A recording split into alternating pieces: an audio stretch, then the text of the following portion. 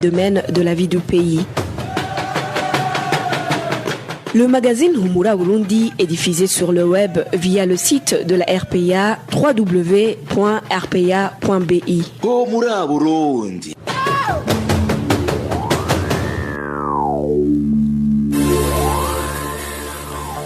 Bonjour, bonsoir, mesdames et messieurs, bienvenue à ce rendez-vous d'information de ce magazine Humura Burundi de ce samedi 25 juillet 2020, dont voici le sommaire.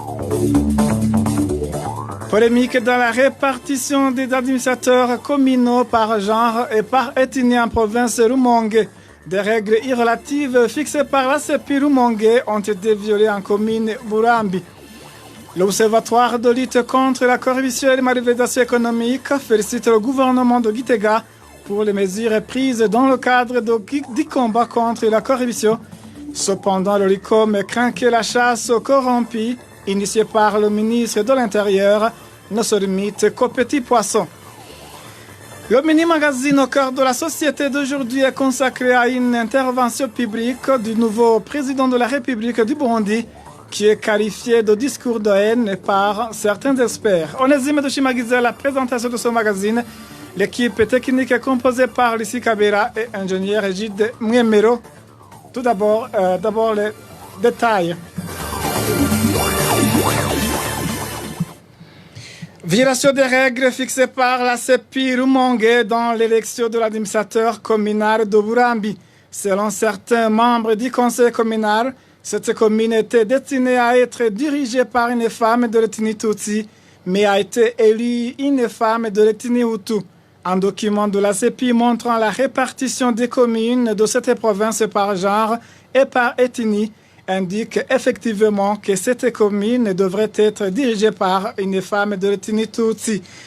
Notre source au sein du parti CNDD-FDD à Burambi indique que le forcing a été utilisé pour aboutir à une élection d'une femme de l'ethnie Hutu à la tête de la commune. La rédaction de la RPA a cherché à joindre Nahayo Gaspard, président de la CECI Burambi, mais sans y parvenir. Le parti CNR dit avoir été victime de l'injustice dans les élections de la mise en place du bureau communal, du conseil communal de Mugina, qui se sont déroulés ce vendredi en cette commune de la province de Chibitoke. Ce parti annonce qu'il compte saisir ce lundi la commission électorale provinciale indépendante CEPI. Pour rappel, le parti CNR avait remporté le poste du président du conseil communal, mais à cause de contestations autour de l'élection du candidat administrateur, la commission électorale communale indépendante CECI a pris la décision d'annuler tous ces résultats, y compris ceux qui n'avaient été objets de contestation. La CECI a par la suite organisé la deuxième round des élections en l'absence de membres du parti CNL qui avaient finalement décidé de boycotter ce deuxième round. Poursuivons ce journal par la page gouvernance. À présent, les enseignants du lycée communal de Mutangaro en commune Rutovu de la province de Bururi dénoncent l'attribution des parcelles qui leur étaient réservées à d'autres individus par l'administrateur de cette commune. Ils font savoir qu'ils ont plaidé depuis 2010 pour que ces parcelles leur soient officiellement octroyées, mais en vain, et demandent aux instances habilitées d'effectuer une descente sur terrain avant que cet administrateur ne soit remplacé par son successeur nouvellement élu. Le point avec Trésor Nyongabo. Les parcelles que l'administrateur de la commune Rutovu, Jean Daitwaeko, serait en train d'attribuer aux particuliers qui lui versent des pots de vin se trouvent sur la colline Mutangaro, en zone Muzenga. Les enseignants du lycée communal de Mutangaro affirment que ces parcelles leur avaient été promises il y a plus de 10 ans. De plus, ils précisent qu'ils ont plaidé pour qu'elles leur soient officiellement octroyées, mais en vain. Ces parcelles nous ont été promises depuis longtemps, mais il nous a été interdit de construire. En 2010, on a même organisé un mouvement de grève pour revendiquer ce qui nous a été promis, mais en vain.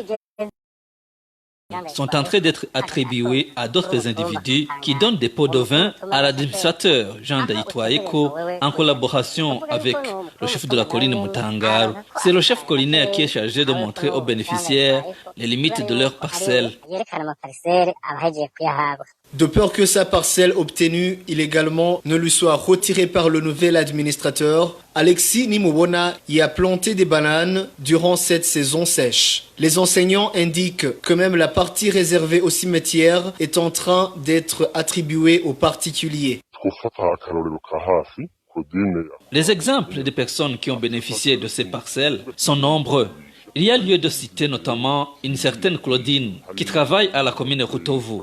Elle a eu 4 parcelles et elle vient de vendre 2 d'entre elles. Il y a un autre Imbonerakure du nom d'Alexis Nimubona qui travaille au lycée communal Mutangaro. Il a eu une parcelle de la part de l'administrateur il y a 3 semaines. Ce dernier vient de planter des bananes dans cette même parcelle pendant cette saison sèche, ce qui n'est pas du tout compréhensible. Ces enseignants demandent aux instances habilitées d'effectuer une descente sur terrain avant que cet administrateur ne soit remplacé par son successeur nouvellement élu. À ce propos, la rédaction a essayé de joindre Jean Daitwaeko, administrateur de la commune Rutovu, mais sans y parvenir. Eh bien, merci à toi, Trésor Nyongabo. Parlons éducation à présent. Le phénomène de tricherie des élèves pendant les tests de l'État continue à se manifester. 30 élèves ont été attrapés pour avoir changé les réponses qu'ils avaient données dans le test de 9e année au mois de juin. Des sanctions ont été prises dans le but d'éradiquer ce phénomène. Le point avec Walter Kwizera. Les élèves ont inséré des réponses sur des feuilles roses sur lesquelles ils avaient fait le test national de 9e année de l'école fondamentale. Même s'ils ne précisent pas les établissements d'origine de ces élèves, le journal La Voix de l'enseignant révèle que 30 élèves ont été attrapés pour cette fraude à travers tout le pays. Ces élèves tentaient de changer les réponses sur leurs copies afin de réclamer des points par après. L'objectif de ces élèves n'a pas été atteint. La commission chargée de l'organisation de ce test reste en possession des copies blanches pour s'en servir en cas de besoin, indique le journal La Voix de l'enseignant. Selon Deoni Nyibuka, président de la commission d'organisation du test de la 9e année, les mesures de punir ces élèves sont déjà prises, de même que l'annulation de tout ce qu'ils avaient fait dans toutes les épreuves pour avoir triché. Pour lui, la loi est claire en la matière. Comme tout élève qui triche pendant l'examen est puni, il en est de même pour ces élèves de 9e année qui ont changé leurs réponses sur les feuilles roses. À travers le journal La Voix de l'enseignant, Deoni Nyibuka déplore le comportement de ses élèves et les conseille de l'abandonner pour ne pas le regretter plus tard en voulant gagner beaucoup alors qu'il ne le mérite pas. De plus, il n'est pas bon que les futurs cadres du pays passent par des tricheries, ajoute Deoni Nyibuka. Le journal La Voix de l'enseignant invite les directions scolaires à sensibiliser les élèves pour éradiquer ce comportement. Humura Burundi. Chaque individu a la responsabilité d'agir en défenseur de ses propres droits et ceux des autres. Propos de Laline Bizi, directrice exécutive de la Coalition burundaise des défenseurs des droits de l'homme, CBDDH, qui explique que la plupart des défenseurs des droits humains se méconnaissent ou sont inconscients de l'importance de leur travail et partant des risques qu'ils encourent. Il s'agit du 18e et dernier message de la campagne sur la légitimité des défenseurs des droits de l'homme, animée pendant plus de 4 mois par la coalition CBDH. Suivez plutôt Elaline Nibid.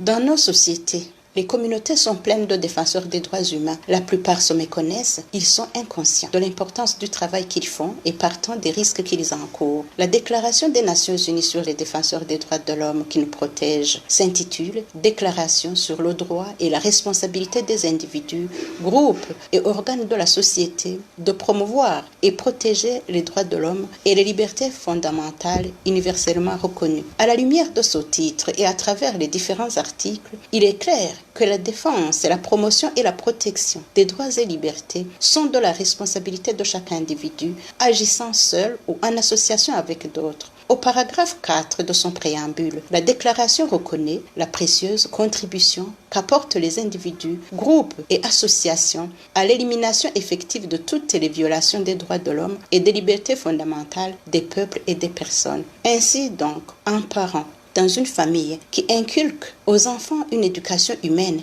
et pourvoit à leurs besoins physiologiques fondamentaux, un enseignant qui inculque à ses élèves les principes fondamentaux relatifs aux droits de l'homme, un médecin ou tout autre professionnel de la santé qui soigne les victimes de violations des droits de l'homme et les aide à se réadapter, ces élus collinaires, ces notables que nous appelons Abashingantahe, qui assurent toujours la médiation des conflits et maintiennent la concorde et l'harmonie sociale au sein des communautés, ces membres de l'appareil judiciaire qui font un effort particulier pour garantir l'accès à une justice équitable et impartiale et partant les droits fondamentaux connexes des victimes, etc., peuvent eux aussi être considérés comme des défenseurs des droits humains lorsqu'ils accomplissent ce type de travail. Conformément à la déclaration, tout individu a la responsabilité de les soutenir, les encourager et alerter chaque fois qu'ils sont en danger. Nous sommes tous appelés à être des citoyens responsables qui cherchent à prendre conscience et à jouir de leurs droits et non des receveurs passifs de ce qui vient de ceux-là même qui nous abusent pour s'enrichir. Le bureau du rapporteur spécial des Nations Unies sur la situation des défenseurs des droits humains a traduit la déclaration en Kirundi et il devient facile à une très vaste majorité de citoyens burundais de comprendre son contenu et s'en approprier. Nos droits et libertés sont sacrés et comme disait le philosophe Henry David Thoreau, l'oppresseur ne se rend pas compte du mal qu'implique l'oppression tant que l'opprimé l'accepte. Nul autre ne défendra nos droits à notre place. Et Aline Ibizi, directrice exécutive de la coalition burundaise de défenseurs des droits de l'homme, CBDH en sigle. Toujours à ce chapitre des droits de l'homme, un délai de 2 mois a été fixé pour que tous les prisonniers non encore entendus puissent comparaître devant la justice. Déclaration de la ministre de la Justice, Janine Nibizi, au cours de sa rencontre ce vendredi à Gitega avec tous les directeurs de l'administration centrale et ceux de l'administration personnalisée ainsi que les responsables de juridiction et de parc. Suivez plutôt Janine Nibizi, ministre de la Justice. tuzogerageza kugabanya urugero rushimishije abanyororo bafunzwe bataracirika imanza uravye. Nous allons nous précipiter à réduire sensiblement l'effectif des prisonniers qui n'ont pas encore été entendus par la justice. Cela fait partie de ce qui donne une mauvaise image à la justice burundaise. Une personne peut être emprisonnée pour un délit équivalent à une peine de 6 mois ou 1 année, mais elle passe 1 an, 3 ans, voire 4 sans comparaître devant les juges. C'est pour cette raison que nous avons fixé un délai de 2 mois pour que ce genre de dossier soit clôturé. Rien ne manque pour que cela soit mis en application. Nous leur avons donné les instructions et orientations nécessaires ainsi que la procédure à suivre pour que ces prisonniers puissent comparaître.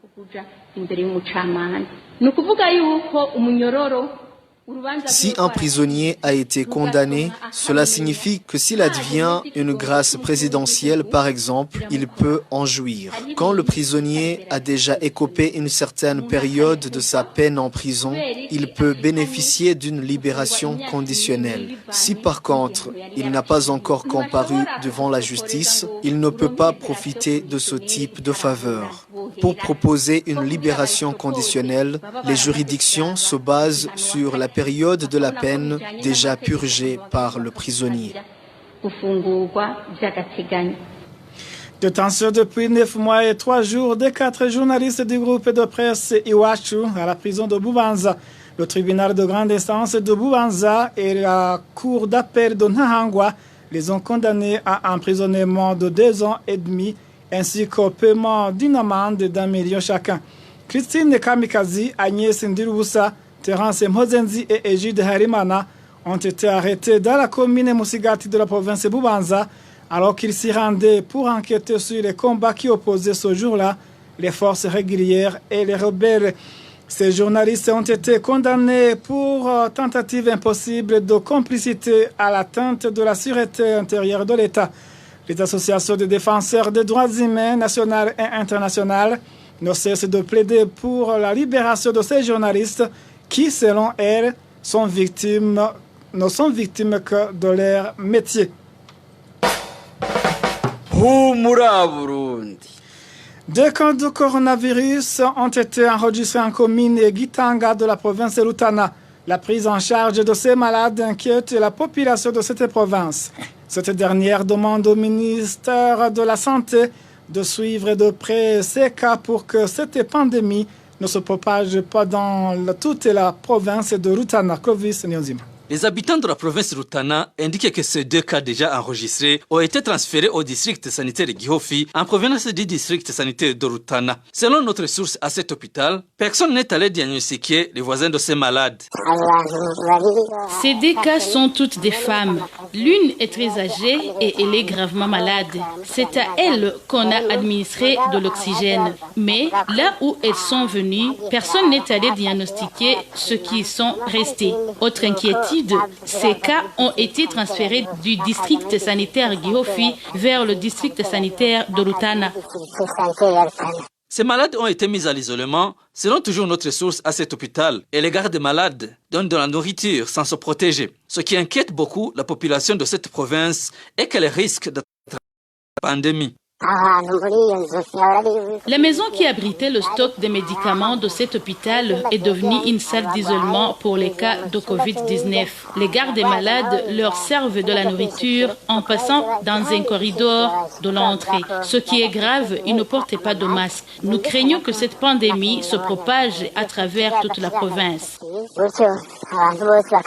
Ces habitants demandent au ministère de la Santé et de lutte contre le VIH-Sida de faire tout son possible pour diagnostiquer les voisins de ces malades et vérifier au centre de santé d'où ces malades ont été transférés pour arrêter la propagation de cette pandémie. Merci aussi à toi, Clovis Nyonzima, saisi ce vendredi 24 juillet de pagnes et de sachets par la police de la commune de Buganda, en province de Cibitoke. Ces marchandises entrent frauduleusement en provenance de la République démocratique du Congo. Les autorités à la base sont parmi les principaux fraudeurs. Innocent Valentin Singranghabo. 9 sacs remplis de sachets plastiques et des pagnes dont on ignore le nombre ont été saisis par la police le matin de ce vendredi en commune Buganda de la province de Cibitoke. L'importation des sachets étant interdite au Burundi dans l'objectif de la protection de l'environnement, le fraudeur qui a été attrapé en flagrant délit est le chef de colline Marambo 1 et en même temps vice-président du parti CNDD-FDD en commune Rugombo. Ce citoyen témoigne. On a attrapé le chef de la colline Marambo 1, connu sous le nom de Ramazani Sibomana. Il a été attrapé en flagrant délit avec beaucoup de pagnes dont on ignore la quantité et 9 sacs remplis de sachets plastiques. Il est incarcéré au cachot du commissariat de la police à Cibitoke pour interrogatoire. Ce chef collinaire opérait cette fraude en complicité avec un Imbonerakure qui faisait la pluie et le bon temps dans la localité de Buganda. Les habitants de Buganda saluent l'arrestation de ces 2 hommes. Elias Bizimana, ancien démobilisé et qui survit grâce au cambriolage et qui fait la pluie et le bon temps dans notre commune, lui aussi a été attrapé. Les habitants sont très contents de l'arrestation de ces 2 hommes. Pour le moment, la peur d'attraper le coronavirus règne au sein de la population de cette localité, étant donné que ces commerçants s'approvisionnent dans une région de la RDC qui enregistrerait de nombreux cas positifs au Covid-19. L'Observatoire de lutte contre la corruption et malversation économique, ORICOM, félicite le gouvernement de Gitega pour les mesures prises dans le cadre du combat contre la corruption. Cependant, son président Gabriel Firi craint que la chasse aux corrompus initiée par le ministre de l'Intérieur ne se limite qu'aux petits poissons. Gabriel Firi, président d'ORICOM. L'ORICOM remercie le ministère de l'Intérieur et de la Sécurité publique par rapport aux mesures qu'il est en train de prendre actuellement. Mais pour l'ORICOM, ces mesures ne suffisent pas parce que, comme vous le savez, la lutte contre la corruption ne doit pas être rapanassée dans ce ministère, surtout le ministère de l'Intérieur, parce que, comme vous le savez, le ministère de l'Intérieur est l'un des départements ministériels qui composent le gouvernement du Burundi, il y a 15 ministères et d'autres entités, d'autres administrations personnalisées qui gèrent beaucoup d'argent et qui sont appelées à aider les citoyens burundais.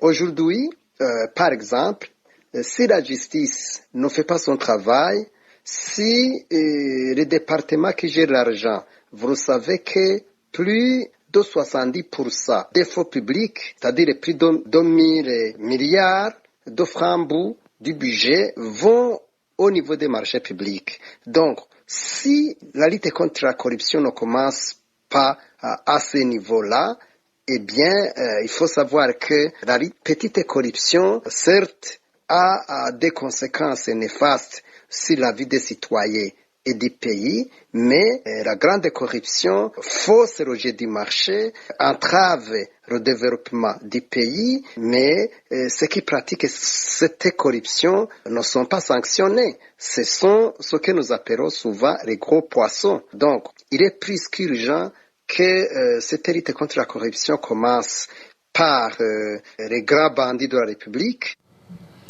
Gabriel Fieri, président de l'ORICOM. Les tuyaux d'évacuation des eaux usées de l'hôpital de Changuzo ont été endommagés depuis plus de 2 semaines. La population des environs de cet hôpital craint d'attraper 2 maladies démentielles suite aux saletés des eaux usées qui se déversent sur la route et dans les ménages. Le point avec Batazar Miour. Une insalubrité s'installe tout autour de l'hôpital de Changuzo. Selon des habitants du quartier Ruzira, proche de cet hôpital, un conduit des eaux usées de l'hôpital a été endommagé, déversant ainsi des saletés sur la route derrière l'hôpital et dans les ménages du quartier proche. Pour emprunter la route, il faut mettre une cache-nez pour éviter une odeur nauséabonde. Information confirmée par les habitants du quartier proche qui, par ailleurs, craignent l'apparition soudaine des maladies de messards du moment que des enfants jouent autour de ces arrêtés. Nous avons un grand problème lié à des saletés qui proviennent de l'hôpital. Les tuyaux d'évacuation de ces saletés ont été endommagés et déversent ces saletés sur la route. Une odeur insupportable nous envahit dans nos maisons et nos enfants jouent dans ces saletés. Si rien n'est fait, nous craignons pour notre santé et risquons d'attraper des maladies de mains sales. Les habitants du centre de la province Changuzo se sont adressés à l'autorité, mais trouvent que rien n'est fait depuis que les tuyaux ont été endommagés il y a des semaines. Ils demandent aux autorités administratives et sanitaires d'agir plus vite avant que des maladies de messards ne se déclarent. À ce propos, la rédaction de la RPA a joué à Dereni Saba, directeur de l'hôpital Changuzo, mais il n'a pas décroché son téléphone. Humura Burundi. Le mini-magazine d'aujourd'hui au cœur de la société est consacré à une intervention publique du nouveau président de la République du Burundi qui est qualifié de discours de haine par certains experts. Emile Niwasumba. Au cœur de la société. Au cœur de la société est une émission de tous les samedis préparée en synergie par les radios Inzamba Agateka Kawe, Radio RPA Ijwi Wanyagihugu ainsi que la radio-télévision Renaissance. Quelques extraits de ces discours depuis son investiture sont qualifiés de discours de haine par certains experts. À la récente fête de commémoration de l'indépendance, le président Evariste Ndayishimiye a demandé aux réfugiés de rentrer au pays, mais il y a ajouté un proverbe burundais qui littéralement signifie que quand la poule passe la nuit dans la forêt, elle devient une perdrix le lendemain. Quelle est la signification de ces mots? Tranquillise-t-il les réfugiés? Dans le mini-magazine au cœur de la société de ce 25 juillet 2020, 2 experts vont donner leurs avis. À la présentation, c'est Emile Niwasumba. Soyez les nôtres. Turasavye impunzi z'abarundi zitahuke mu gihugu cabibarutse. Il a clôturé son discours du 1er juillet 2020 par un appel au rapatriement des réfugiés. Alors que le Burundi célébrait le 58e anniversaire de l'indépendance, Evariste Ndayishimiye a rappelé aux réfugiés que le Burundi appartenait à tous les Burundais. Il a ensuite dit qu'une personne peut parcourir d'énormes distances, mais qu'en fin de compte, elle doit entrer dans une maison. Il a enfin dit qu'une poule qui passe la nuit dans la forêt devient une perdrix le lendemain. Depuis le 1er juillet, les réfugiés ne se précipitent pas pour rentrer au pays. Plus de 300 000 Burundais sont toujours en exil en Afrique de l'Est et centrale, selon les statistiques du Haut Commissariat des Nations Unies pour les réfugiés. Selon l'expert en communication Athanase Karayenga, le discours d'Évariste Ndayishimiye fait peur. Le nouveau chef de l'État a comparé les réfugiés aux perdrix qui seraient égarés dans la forêt. C'est un proverbe burundais. Ce proverbe n'a absolument aucune excuse. Ça dépasse l'entendement. Ça prouve qu'il n'a jamais compris la douleur des Burundais qui sont à l'étranger. Ce proverbe, il est horrible. Il fait honte. Aucun parent ne peut prononcer des paroles aussi blessantes, aussi indignes. Les Burundais qui ont fui ne sont pas partis en vacances à l'étranger.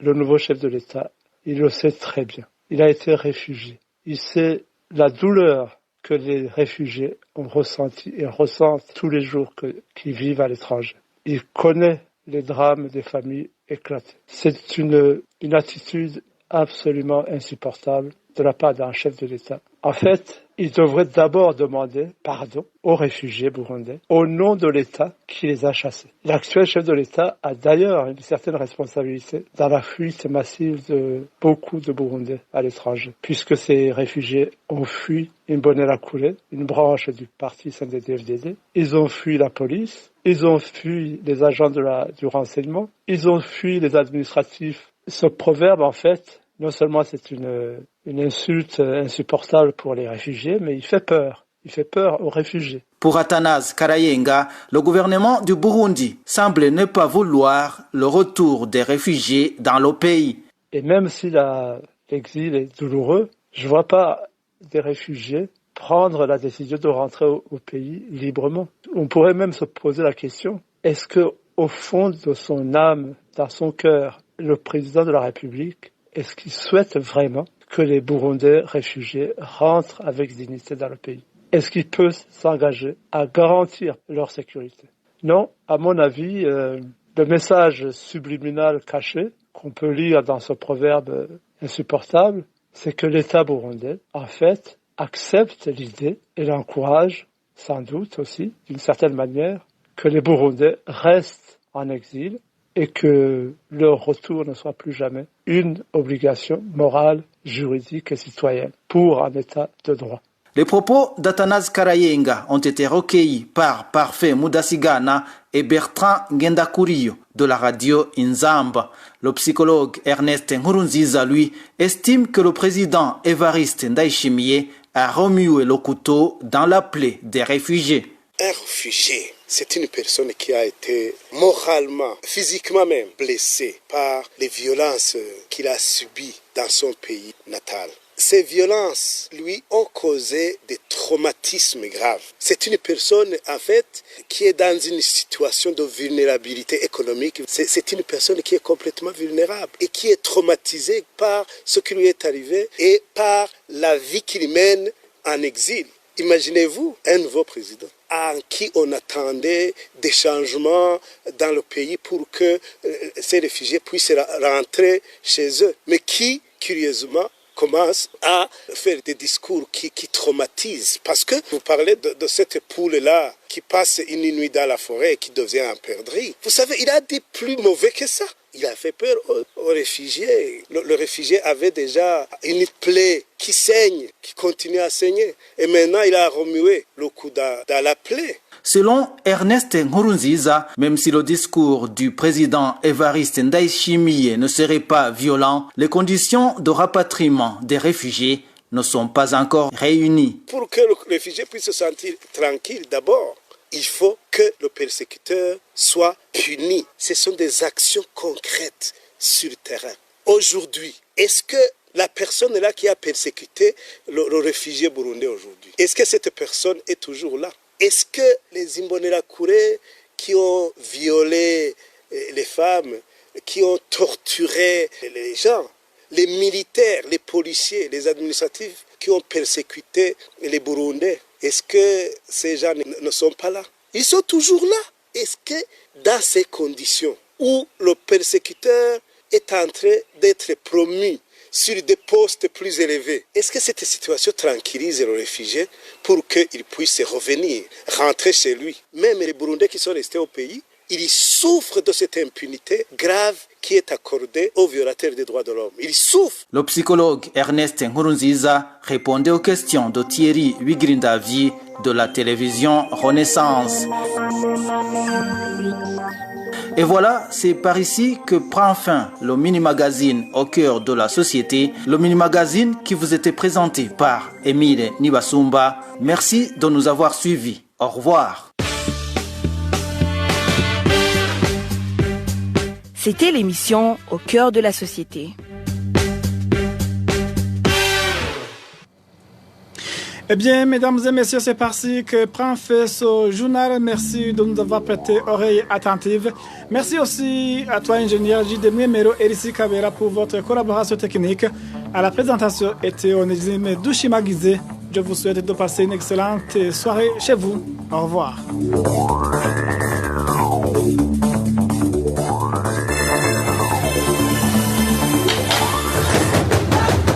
C'était le magazine Humura Burundi. Un magazine campant pour relier les Burundais en exil, et ce toujours au pays, à travers une information de qualité. Okay.